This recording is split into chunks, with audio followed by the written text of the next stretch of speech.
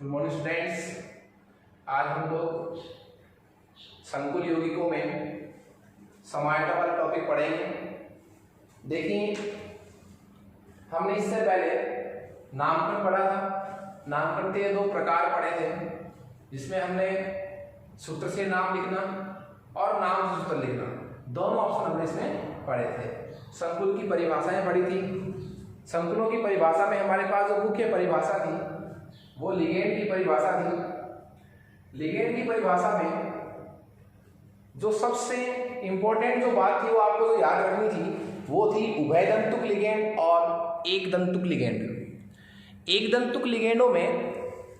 एक दंतुक लिगेंडों में जो हमारे पास मुख्य लिगेंड है वो आपको सूत्रों के माध्यम से याद रखने हैं। जैसे हमने मान लीजिए नामकरण पढ़ा था, जिसमें हमने सूत्र से नाम और नाम सूत्र पढ़ा था। उसमें जो एग्जाम्पल हमने पढ़े हैं उन एग्जाम्पल्स में जो लिगेंड आए हैं आपको सिर्फ वही याद रखने हैं। बार बार जब आप एग्जाम्पल्स याद रखेंगे तो आपको लिगेंड ऑटोमेटिक ही याद हो जाएंगे, उस पर लगा हुआ चार्ज भी आपको याद रह जाएगा। ओके, आज हम नामकरण के बाद नया टॉपिक ले रहे हैं और वो हमारे पास है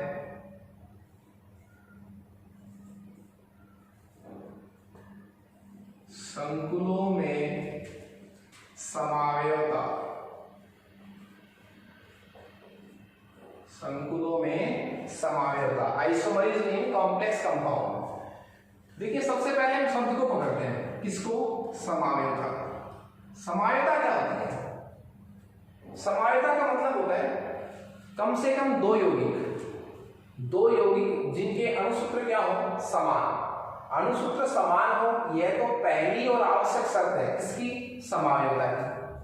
तो समावयवता में अणुसूत्र क्या होना चाहिए? समान सूत्र, समान अणुसूत्र। कम से कम कितने यौगिक? दो या दो से अधिक यौगिक जिनके अणुसूत्र क्या हो? समान। अणुसूत्र समान हो परंतु क्या भिन्न भिन्न हो? संरचना सूत्र क्या हो? भिन्न भिन्न।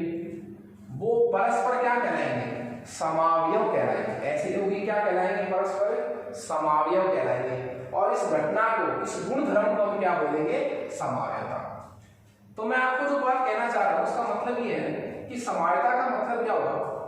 दो या दो से अधिक यौगिक जिनके अणुसूत्र क्या हो? समान। पहली और आवश्यक शर्त जो मैं आपको पहले बता चुका हूं, समान अणुसूत्र होना चाहिए उन दो या दो से अधिक यौगिकों का। उनके संरचना सूत्र जो है वो क्या हो सकते हैं? भिन्न भिन्न हो सकते हैं। आकाशीय व्यवस्था भिन्न भिन्न हो सकती है। श्रृंखला की लंबाई भिन्न भिन्न हो सकती है।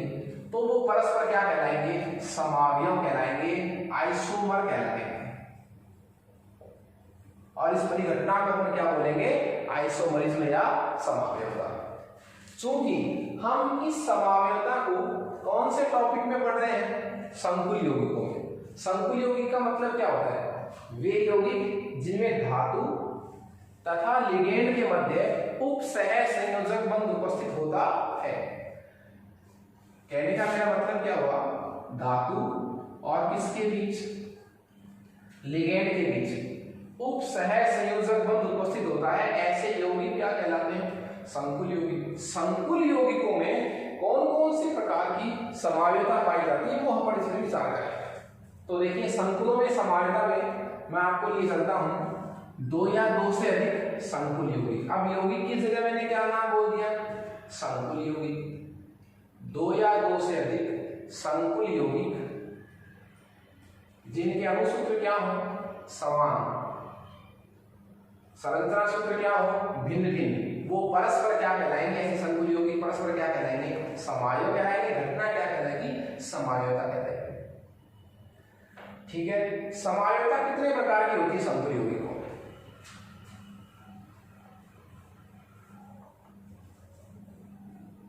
संकुल यौगिकों में जो समावयवता होती है वो दो प्रकार की होती है। मुख्य कितने प्रकार की होती है समावयवता?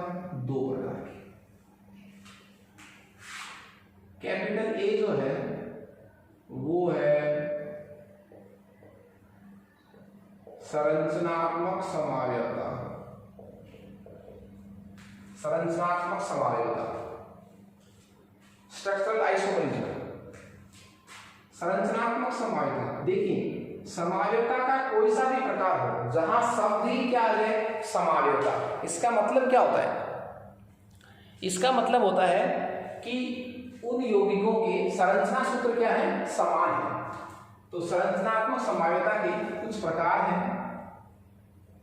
पहला हो जाएगा आयनन समावयवता, दूसरा प्रकार हो जाएगा बंधन समावयवता,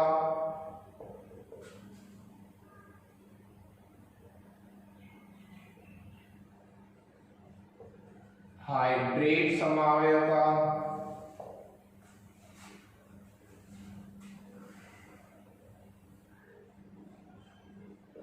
लिगेंड समावयवता और उपसह संयोजन समावयवता। ये कुछ प्रकार है हमारे पास इसके संरचनात्मक समावयवता। ठीक है, कैपिटल ए के बाद कैपिटल बी हमारे पास रहेगा ऑप्शन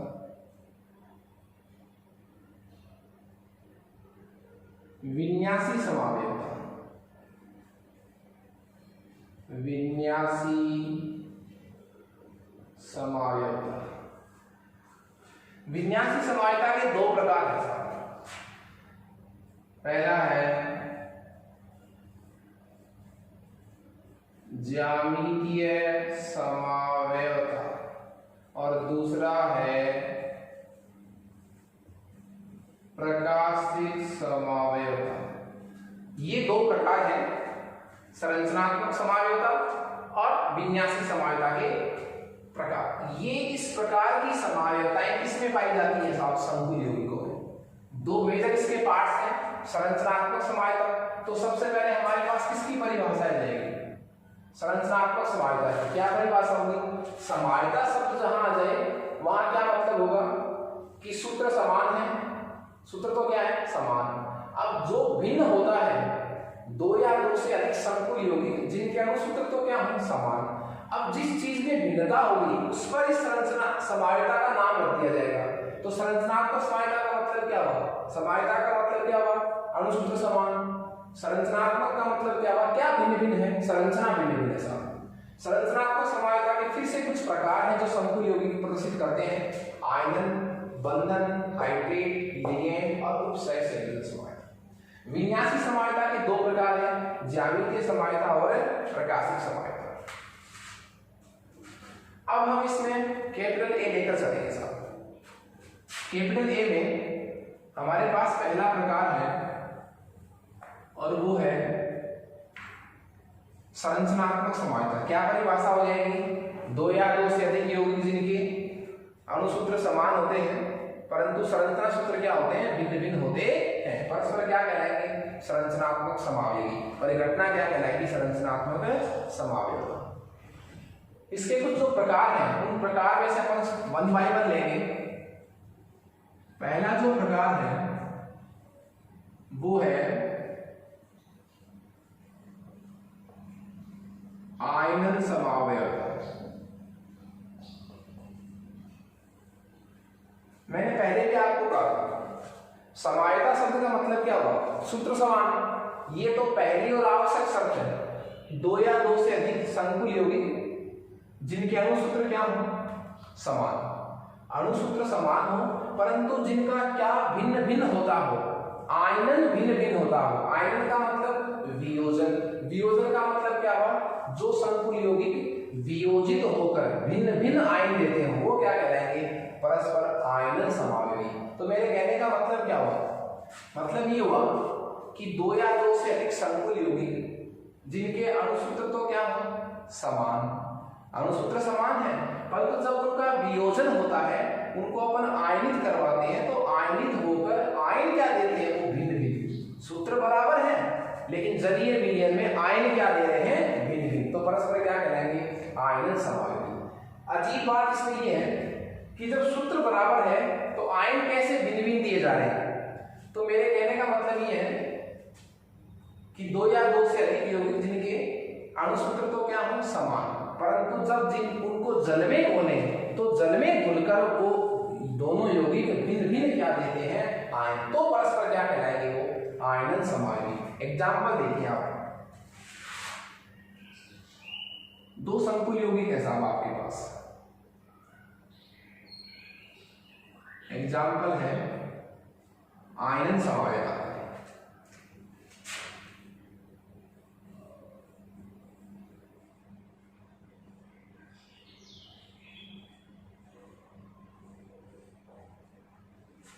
और एक आपके पास यौगिक है,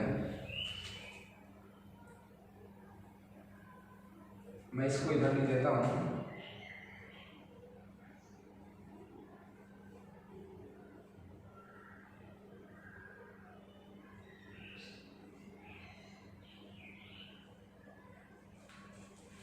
दो संकुल यौगिक मैंने रख दिए साहब, दोनों के अणुसूत्र समान है। अणुसूत्र कैसे देखने हैं वो देखिए आप, कोबाल्ट कोबाल्ट, 5 अमोनिया लिगेंड है, 5 अमोनिया लिगेंड है, एक ब्रोमाइड है, ब्रोमाइड है, सल्फेट है, सल्फेट। कहने का मतलब क्या हुआ, दोनों ही यौगिकों का कुल अणुसूत्र क्या है, समान है साहब।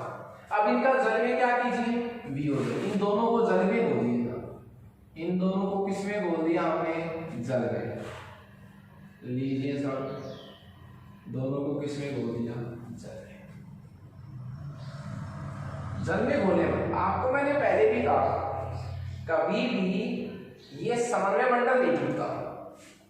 ये जो ब्रैकेट आता है जिसको मैं क्या कहता हूं, समन्वय मंडल, ये कभी नहीं टूटता जल में। प्रतिआयन जो मंडल के बाहर है वह टूटता है। तो घोलिए इसको, CuNH3 का होल 5 Br प्लस एक आयन तो ये हो गया मंडल वाला, एक मंडल के बाहर वाला, प्लस SO4 2-, सल्फेट पर कैसा आवेश होता है, 2-, तो इस पर कितना आ जाएगा, +2। जलीय विलयन में कैसा आयन दे रहा है, कैसा आयन दे रहा है, सल्फेट आयन। इसने वियोजित होकर कैसा आयन दिया है, सल्फेट आयन दिया है। इसी तरह जो हमारे पास दूसरा एग्जांपल है, इसको जल में घोलिए तो ये भी टूटेगा, CuNH3 का होल 5 SO4, एक आयन तो ये हो गया मंडल, और मंडल के बाहर वाला प्रतिआयन Br- इस पर भी प्लस। अब देखिए, यह जब यौगिक किसमें टूटता है, जल में, तो आयन कौन सा दे रहा है, ब्रोमाइड आयन,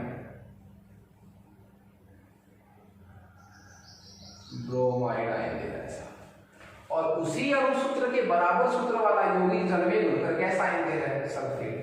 तो ये दोनों आपस में कैसे समावयव कहलाएंगे, आयनन समावयव कहलाएंगे। क्या कहलाएंगे, आयनन समावयव। मैं इस बात को आपके सामने वापस से रिवाइज कर देता हूं।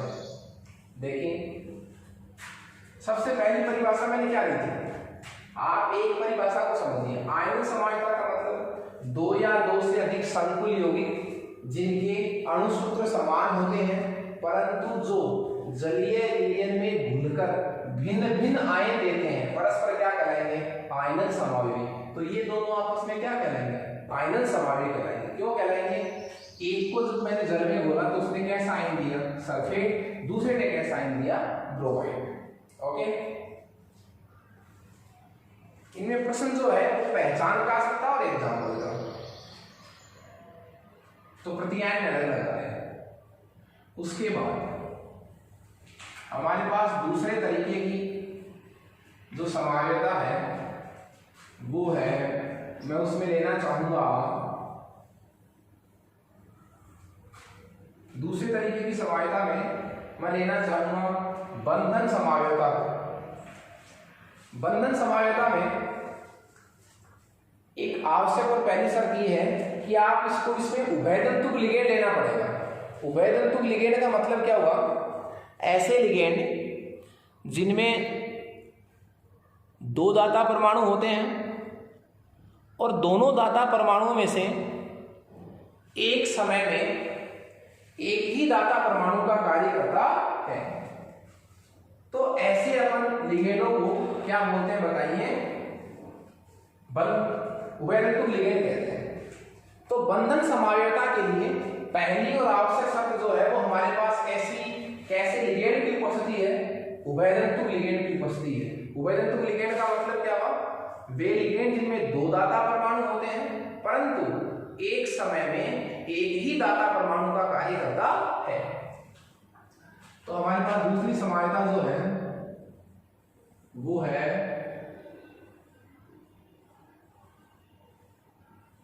बंधन समावयवता, लिंकेज आइसोमरिज्म। और मैं यहां लिख देता हूं, इस समावयवता के लिए क्या जरूरी है कि उस संकुल यौगिक में उभयतंतुक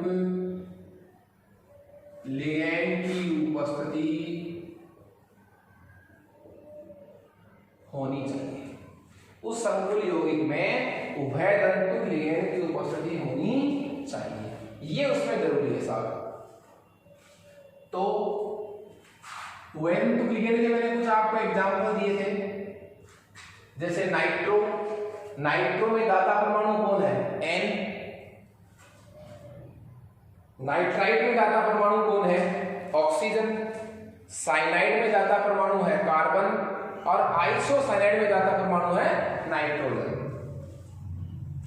तो हम उभयतंतुक लिगेंड यदि उस सूत्र में है तो ये किसकी कल्पना करेंगे, बंधन समावयवता की कल्पना करेंगे।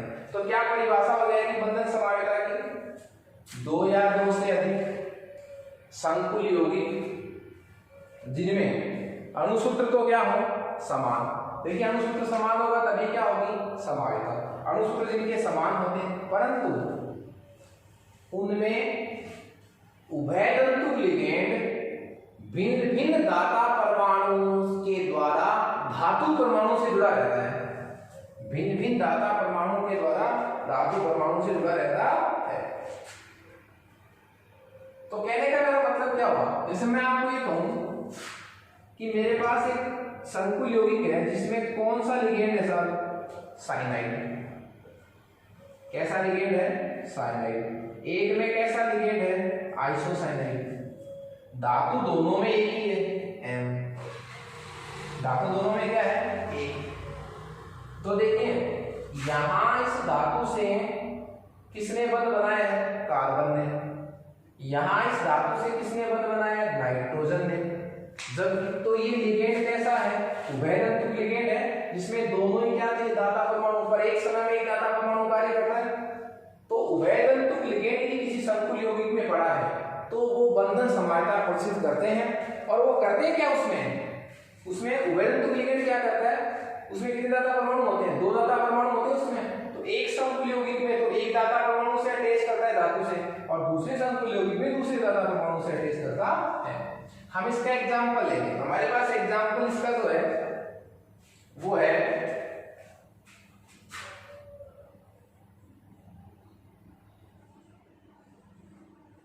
CONH3 NO2Cl2।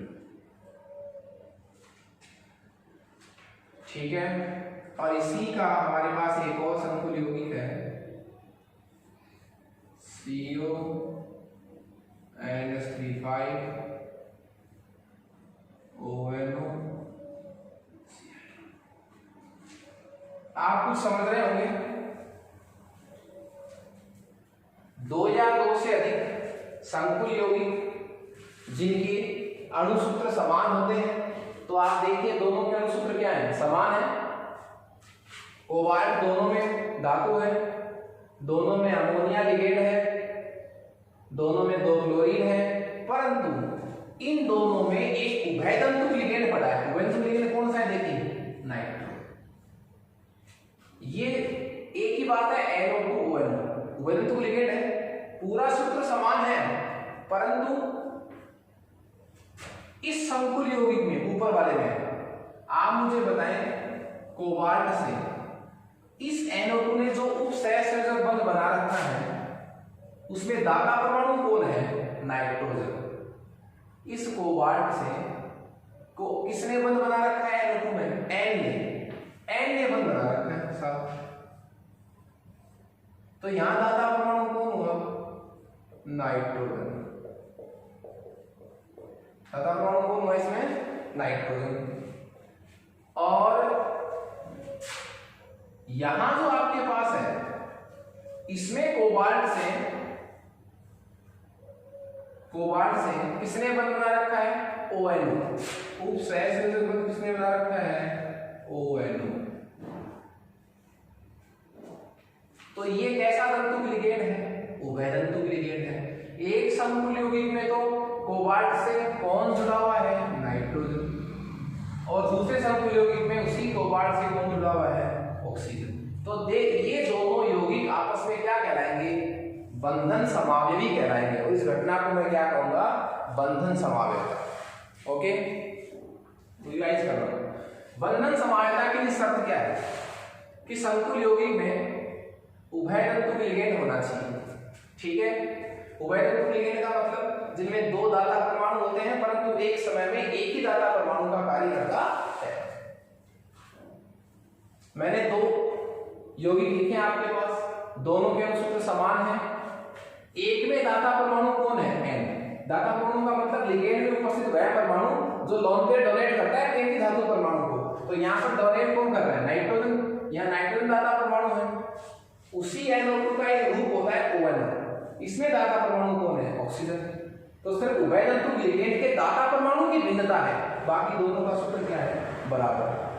ठीक है, तो ये दोनों किसके एग्जाम्पल हुए? बंधन समावयता की। मैं इसमें आपको एक बात पूछूंगा कि क्या ये दोनों उदाहरण, ये वाले, वो आयनिक समावयता के हो सकते हैं?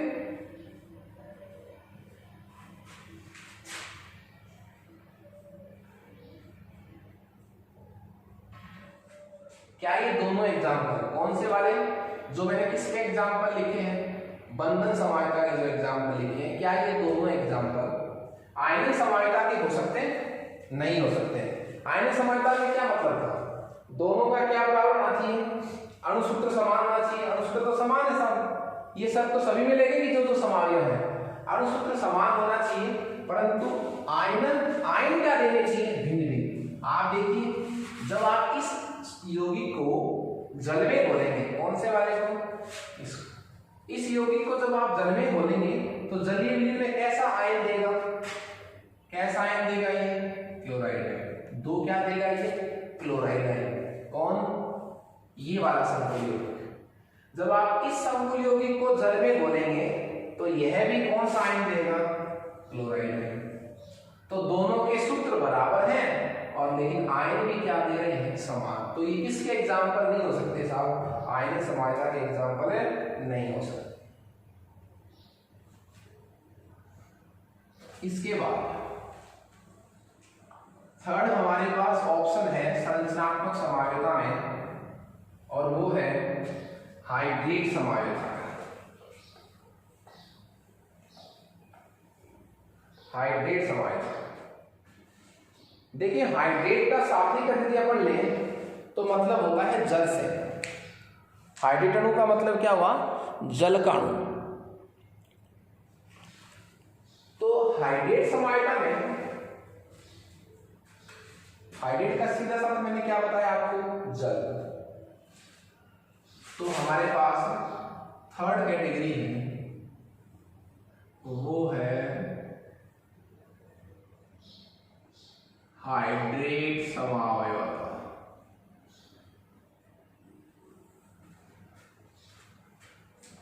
कुछ चीजें समान हैं, उनमें फर्स्ट क्या है कि दो या दो से अधिक संकुल यौगिक जिनके अणुसूत्र समान होते हैं, परंतु समावयवता शब्द का मतलब ही क्या है? दो या दो से अधिक संकुल यौगिक जिनके अणुसूत्र समान होते हैं। अब क्या भी नाम क्या निकाल रखा है समावयवता का? हाइड्रेट समाय का नाम निकाल रखा है। तो दो या दो से अधिक संकुल यौगिक जिनके अणुसूत्र समान होते हैं परंतु जिनमें जल अणुओं की संख्या भिन्न भिन्न होती है, हाइड्रेट अणुओं की संख्या भिन्न भिन्न होती है। हाइड्रेट अणु का मतलब क्या हुआ? मैंने कम से कम कितने संकुल यौगिक बताए आपको? दो संकुल यौगिकों में एक में जल का अणु जो है वो क्रिस्टलीय जल के रूप में रहता है और दूसरे संकुल यौगिक में वही जल का अणु लिगेंड के रूप में कार्य करता है। देखिए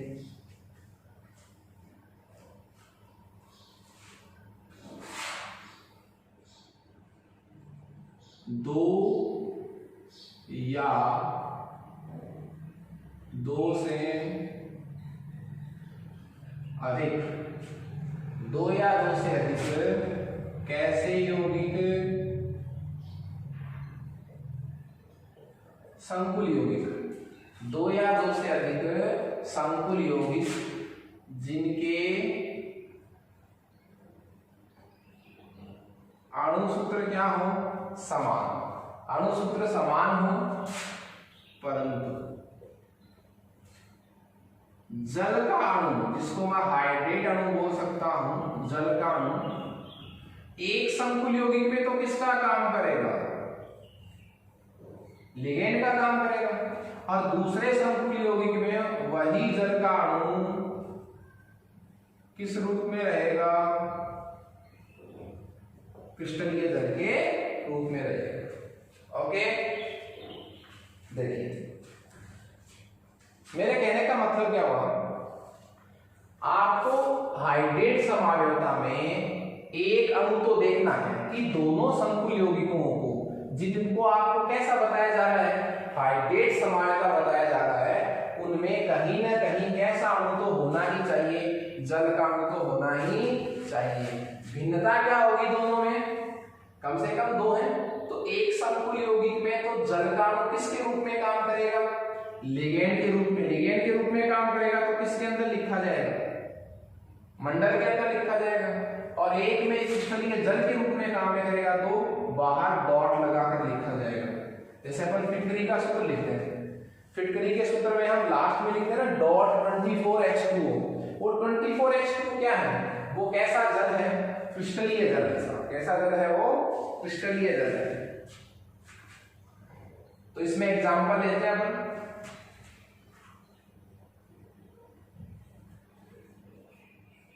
CrH2 Cl। ये हमारे पास एक संकुल यौगिक है, इसमें जल का अणु है। यह जल का अणु किस रूप में है साहब? लिगेंड के रूप में है। जल का अणु किस रूप में है? लिगेंड के रूप में है। इसी का एक एग्जांपल और लिख रहा हूं मैं। क्रोमियम की समन्वय संख्या कितनी है साहब? 6। क्रोमियम की समन्वय संख्या कितनी है? 6। हमें लिगेंडों की संख्या 6 ही रखनी है। मैं इसको ऐसे भी लिख सकता हूं, CrH2O5 Cl। एक H को बाहर ले गया तो एक Cl को अंदर लाना पड़ा। क्यों लाना पड़ा? क्योंकि मुझे क्रोमियम की समन्वय संख्या कितनी रखनी है? 6। और ये बच गया Cl2, एक तो Cl अंदर चला गया, डॉट H2। अब देखिए आप इसमें यहां जल का अणु लिगेंड के रूप में कैसे पता चला? क्योंकि मंडल के अंदर है। यहां जल का अणु किस रूप में पड़ा है? क्रिस्टलीय जल के रूप में पड़ा है। क्रिस्टलीय जल के रूप में पड़ा है। तो अंतर हो गया सर दोनों संकुल यौगिकों में। एक में लिगेंड के रूप में है और दूसरे किसके रूप में भी है? क्रिस्टलीय जल के रूप में भी है। तो ये दोनों आपस में क्या कहलाएंगे? हाइड्रेट समावयवता। इसी एग्जांपल को मैं और भी तरीके से थोड़ा सॉल्व कर सकता हूं। आप एक और ले जाइए H2 को बाहर, CrH2O4 Cl2, CrH2O4 Cl2, एक H2O चला गया, Cl एक और अंदर आ गया, Cl2H2। ठीक है, तो इसमें देख लीजिए, एक में एक क्रिस्टलीय जल है, इसमें कितने क्रिस्टलीय जल है? 2 क्रिस्टलीय जल है। तो ये तीनों आपस में क्या कहलाएंगे बताओ? हाइड्रेट समायुता। रिवाइज कर सकता हूँ सरल तरीके से, 2 या 2 से अधिक संकुल यौगिक जिनके अणु सूत्र समान होते हैं परंतु जिनमें जल अणुओं की संख्या में अंतर होता है। एक यौगिक में जल का अणु लिगेंड के रूप में रहता है तथा दूसरे यौगिक में जल का अणु जो है वो क्रिस्टलीय जल के रूप में रहता है। तो परस्पर क्या कहलाएंगे? हाइड्रेट समायुक्त कहलाएंगे। फोर्थ ऑप्शन हमारे पास है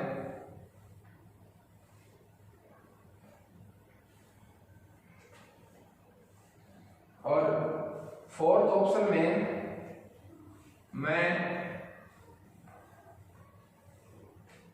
आपके सामने लिखूंगा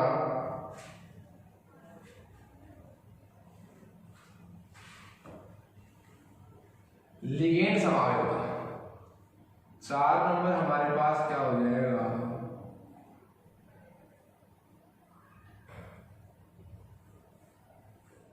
लिगेंड समायुक्त।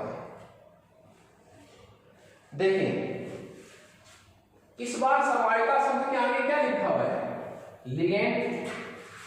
तो 2 या 2 से अधिक संकुल यौगिक जिनके अणु सूत्र क्या हो? समान। अणु सूत्र क्या हो जिनके? समान। अणु सूत्र समान हो परंतु जिनमें समायुक्ता कौन दिखाए? लिगेंड। लिगेंड खुद समायुक्ता प्रदर्शित करता है। कहने का मतलब क्या हुआ? संकुल यौगिकों के सूत्र क्या होंगे? समान।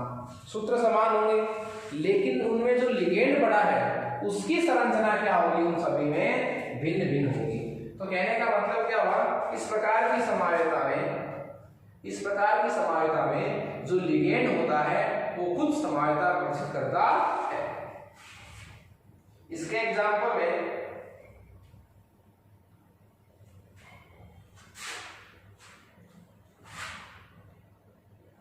मैं लिख सकता हूं लिगेंड जो है वो स्वयं समायुक्ता प्रदर्शित करता है। लिगेंड जो है वो स्वयं क्या करता है? समायुक्ता प्रदर्शित करता है। और कैसे? एक एग्जांपल के थ्रू आप समझ जाएंगे।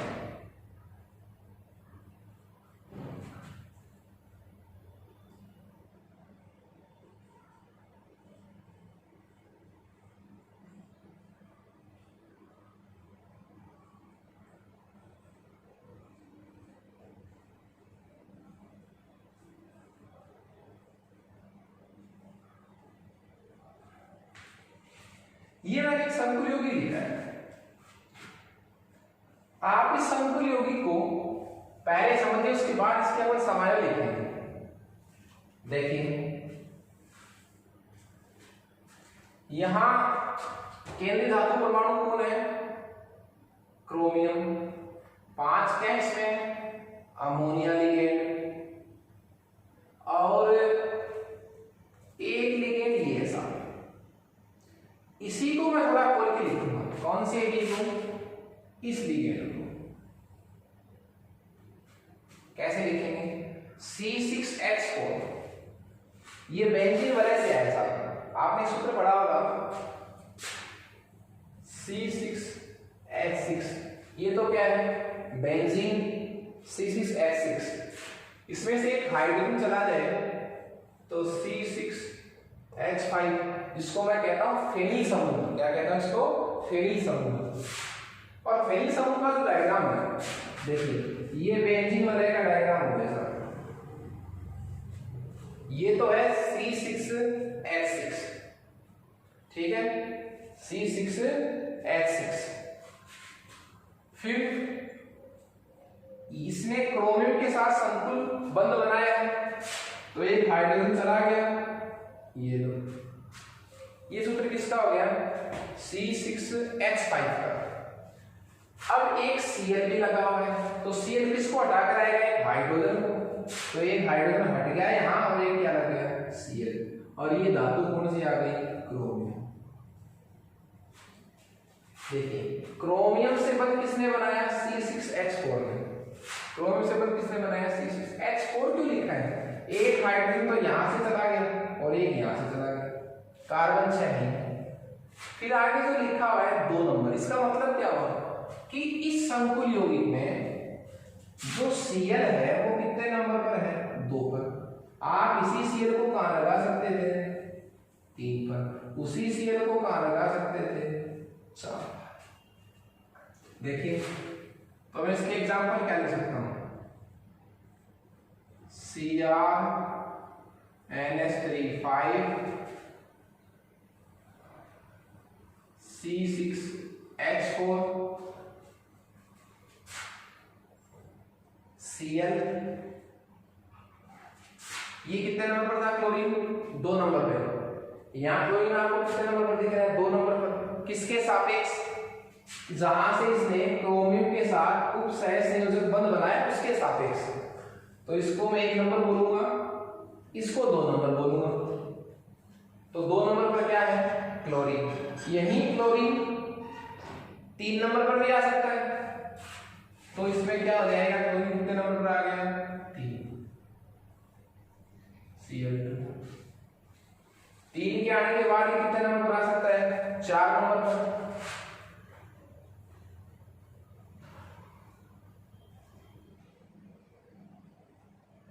C6H4 Cl 4 नंबर पर। तो आप देखिए, अच्छा 4 का 5 नहीं हो सकता, क्यों नहीं हो सकता, क्योंकि जब मैं इस Cl को उठाकर यहां रखूंगा तो यहां से नंबर गिनने से होंगे 1 2 3, वापस से कौन सा ऑप्शन आ जाएगा, 3 वाला। यहां रखूंगा तो वापस से नंबर यहीं से दिए जाएंगे 1 2, तो 2 3 4। तो इस बार पता है समायता किसने प्रदर्शित की है, खुद किसने, लिगेंड ने। तो इस प्रकार की समायता में जो लिगेंड होता है वो खुद समायता प्रदर्शित करता है। मतलब किसकी संरचना में अंतर है, लिगेंड की संरचना में अंतर है।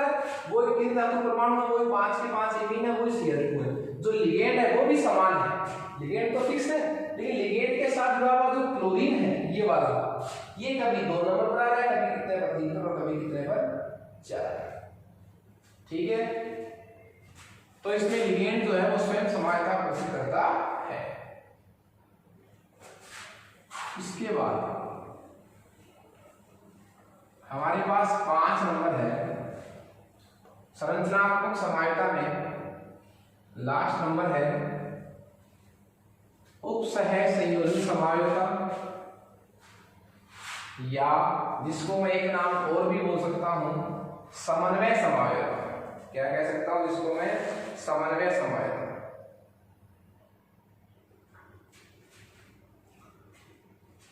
तो हमारे पास 5 नंबर क्या है, समन्वय समायता। कोऑर्डिनेशन और आइसोमरिज्म, इसका एक नाम और भी है जो मैंने यहां लिखा है, उपसह संयोजन समायता। इसकी एक बहुत अच्छी पहचान है, 2 या 2 से अधिक संकुल यौगिक, 2 या 2 से अधिक संकुल यौगिक जिनमें धनायन तथा क्या, ऋणायन दोनों ही क्या हो, संकुल हो। यह इसमें सब लगेगी साहब कि समन्वय समायता के लिए जरूरी क्या है, संकुल यौगिक में प्लस और माइनस जो 2 आयन है वो दोनों ही कैसे होने चाहिए, संकुल होने चाहिए, मतलब मंडल में होने चाहिए। अब मंडल में होने के लिए देखो क्या चाहिए, CrNH3 6 CuCN6, ये कोई एक संकुल यौगिक है साहब। समन्वय समायता की पहचान क्या होगी, स्थिति क्या होगी, किस प्रकार की समायता के लिए क्या आवश्यक है, धनायन तथा ऋणायन दोनों ही क्या होने चाहिए, संकुल आयन होने चाहिए। अब ये शंकुलाइन है तो साहब हमने एग्जांपल ले लिया जिसमें दोनों ही क्या है शंकुलाइन, प्लस बी मंडल है माइनस बी क्या है मंडल। एक ही शंकुल यौगिक है साहब, ये शंकुल यौगिक एक ही है। ये तो कैसा पोर्शन हो गया धनायन और ये कैसा पोर्शन हो गया ऋणायन, ठीक है। तो समन्वय समायता में क्या करना पड़ेगा, दोनों में लिगेंडों का अंतः परिवर्तन होगा, परस्पर एक्सचेंज होंगे लिगेंड। ये प्लस है ये क्या है साहब माइनस। आप लिगेंड बदल दीजिए, ये अमोनिया यहां भेज दो और ये साइनाइड यहां भेज दो। अमोनिया लिगेंड जब यहां आ जाएंगे तो ये प्लस का बन जाएगा आयन, और ये साइनाइड लिगेंड जब यहां आ जाएंगे तो ये कैसा आयन बन जाएगा माइनस का। तो हमें जगह भी परिवर्तन करनी पड़ेगी क्योंकि पहले किसको लिखना होता है प्लस को, फिर किसको माइनस को। तो लिगेंड में एक्सचेंज कीजिए, साइनाइड किसके साथ देगा मैं Cr के साथ, तो बाद में लिखूंगा।